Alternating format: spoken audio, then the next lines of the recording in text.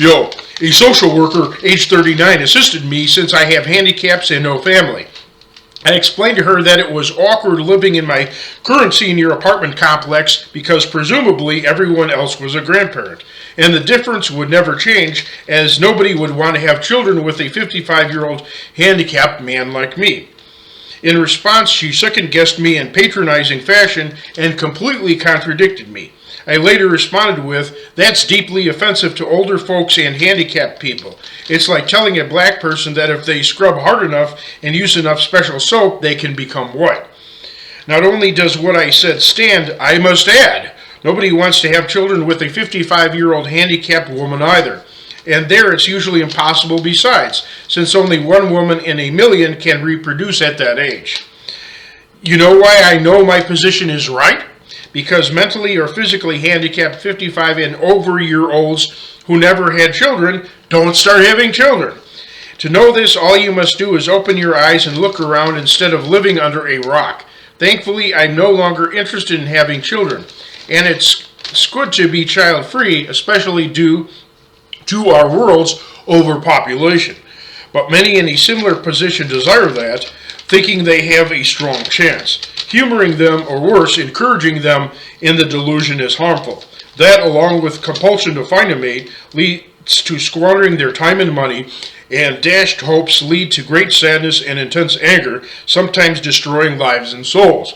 Those in your position are obligated to tell them the truth.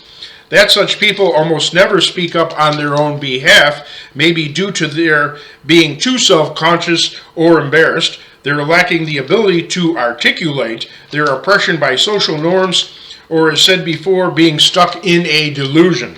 Instead, an opposite direction of rhetoric should be applied. That is, acknowledging and respecting your limitations and the limitations of others, and promoting these lacks as vacant vestibules waiting to house other opportunities. Consider what the Lord Jesus Christ said in Scriptures, Luke 14:16-24. A certain man made a great supper and bade many, and sent his servant at supper time to say to them that were bidden, "Come, for all things are now ready."